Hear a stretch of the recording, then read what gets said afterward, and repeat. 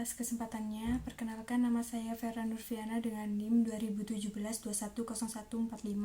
Di sini saya akan memulai presentasi dari kelompok saya, yaitu saya sendiri menjelaskan tentang pengertian penyelamat kredit bermasalah.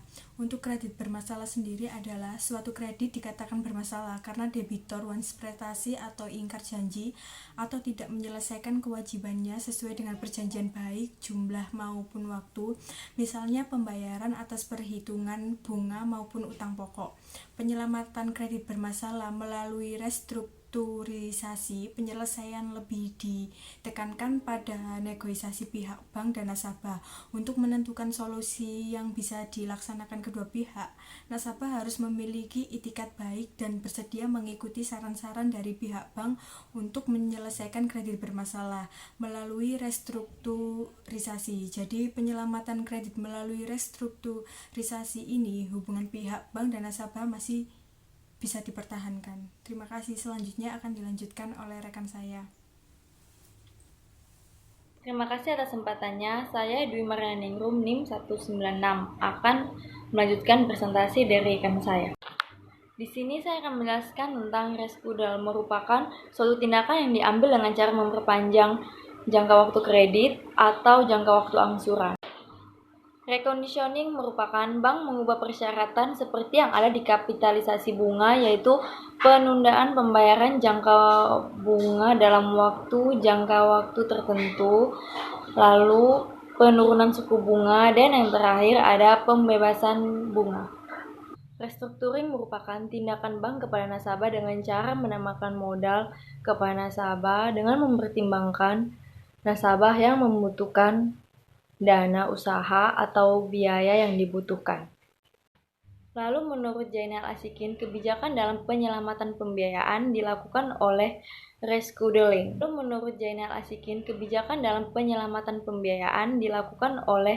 rescheduling.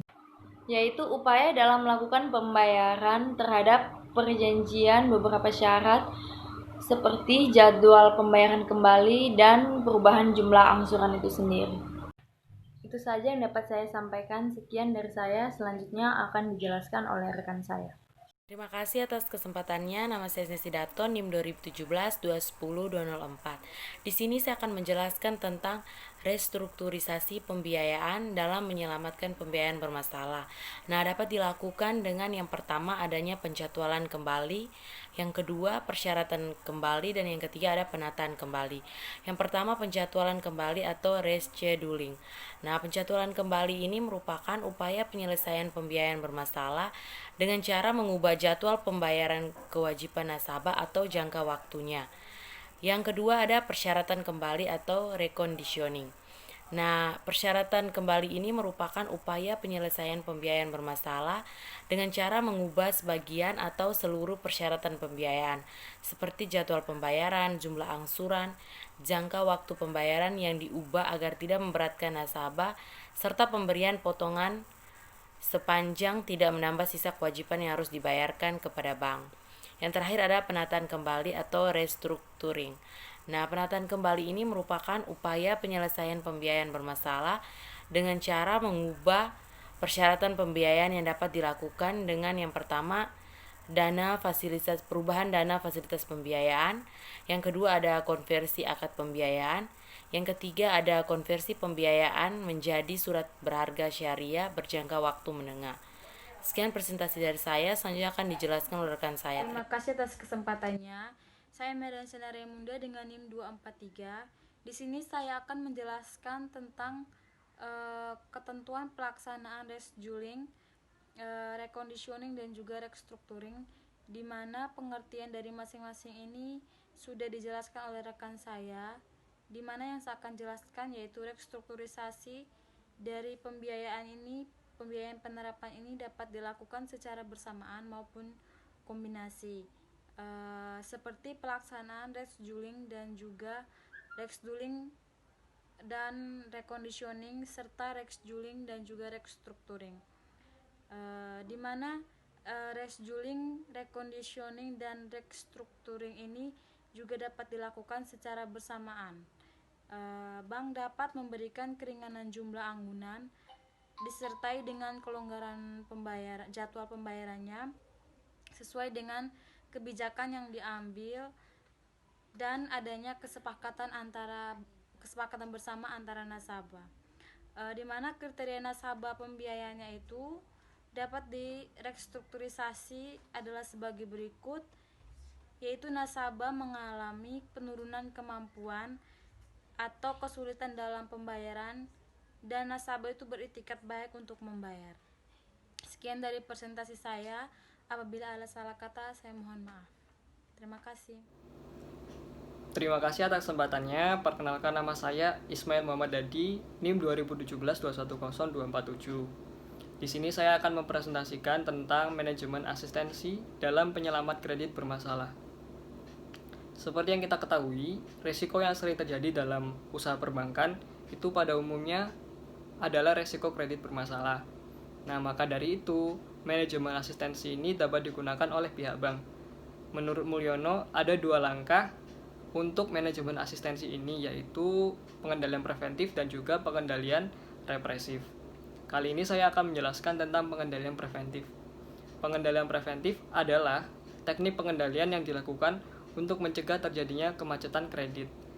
Teknik pengendalian preventif ini dapat dilakukan dengan melakukan penyeleksian debitur dengan cara melihat kelengkapan persyaratan permohonan kredit dan penilaian terhadap debitur dengan menggunakan prinsip 6C yang kita ketahui sebagai yang pertama ada karakter atau watak dari calon nasabah, yang kedua ada capacity atau kemampuan yang dimiliki calon nasabah dalam menjalankan usahanya, yang ketiga ada capital atau jumlah dana atau modal yang dimiliki oleh nasabah, yang keempat ada condition of economy atau situasi dan kondisi politik, sosial, ekonomi maupun budaya yang mempengaruhi keadaan perekonomian nasabah tersebut. Yang kelima ada kolateral atau barang-barang yang diserahkan oleh nasabah sebagai agunan terhadap kredit yang diterimanya. Yang keenam ada constraint atau batasan dan hambatan yang tidak memungkinkan suatu bisnis untuk dilaksanakan pada tempat tertentu. Sekian presentasi dari saya, selanjutnya akan dilanjutkan oleh rekan saya. Terima kasih. NIM 262, di sini saya akan lanjutkan presentasi dari rekan saya, yaitu tentang pengendalian represif. Pengendalian represif adalah teknik pengendalian yang dilakukan untuk menyelesaikan kredit yang telah mengalami kemacetan. Strategi penyelesaian kredit dapat dilakukan dengan beberapa langkah, antara lain yaitu yang pertama, melalui negosiasi bank dengan debitur. Bank dapat melakukan pengusahaan sebagian atau seluruh hasil usaha sesuai barang agunan apabila kredit belum berjalan dengan baik. Yang kedua, pemberian surat tagihan 1, 2, dan 3. Pemberian surat tagihan dilakukan apabila jangka waktu pembayaran yang dilakukan telah habis. Hal ini dilakukan dengan tujuan pihak bank memberikan peringatan kepada debitur untuk segera mengangsur pokok pinjaman dan bunganya sesuai dengan kesepakatan pada waktu melakukan pengajuan kredit. Yang ketiga, penyerahan hak penagihan piutang kepada badan-badan resmi yang tercatat secara yuridis berhak menagih piutang seperti pengadilan negeri, kejaksaan, dan lain-lain. Yang keempat, debitur macet dinyatakan pilot karena insolvensi atau bangkrut, penagihannya dapat diajukan kepada Balai Harta Peninggalan atau BHP, di mana kedudukan bank dapat sebagai kreditur preferen. Bila mana bank telah melakukan peringatan agunan, maka bank berhak menjual secara lelang sesuai ketentuan yang berlaku. Dengan konsekuensi apabila hasil lelang masih ada sisa, maka sisa tersebut harus diserahkan kepada BHP, dan apabila hasil lelang tidak mencukupi, maka hasil sisa utang yang akan tidak terbayarkan tetap merupakan utang debitur yang harus dibayar. Terima kasih dari saya. Selanjutnya akan dijelaskan oleh rekan saya. Terima kasih. Atas kesempatannya, perkenalkan, nama saya Doni Adrian Putra dengan NIM 2017-210-286. Di sini saya melanjutkan presentasi dari rekan saya sebelumnya, yaitu tentang penembusan dan likuidasi jaminan. Fungsi dari pemberian jaminan adalah untuk memberikan hak-hak dan kekuasaan kepada bank untuk mendapatkan pelunasan dengan barang-barang jaminan tersebut. Jika debitur bersikeras janji atau ingkar janji tidak membayar kembali hutangnya pada waktu yang telah ditetapkan dalam perjanjian terhadap jaminan yang diserahkan oleh pihak debitur, pihak bank selaku kreditur mempunyai kewajiban untuk melindungi debiturnya. Mengapa hal demikian? Karena hal ini berkaitan dengan kepentingan bank dan juga selaku penerima jaminan.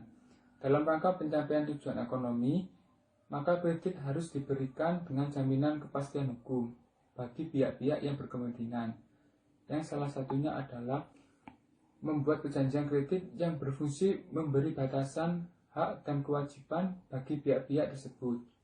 Perjanjian kredit merupakan sebuah perjanjian pokok yang diikuti dengan perjanjian penjaminan sebagai perjanjian tambahan. Keduanya dibuat secara terpisah, namun kedudukan perjanjian penjaminan sangat tergantung dari perjanjian pokoknya. Hal ini perlu dilakukan untuk memberikan perlindungan kepada pihak kreditur, sehingga apabila debitur memprestasikan, maka kreditur tetap mendapatkan hak atas piutangnya.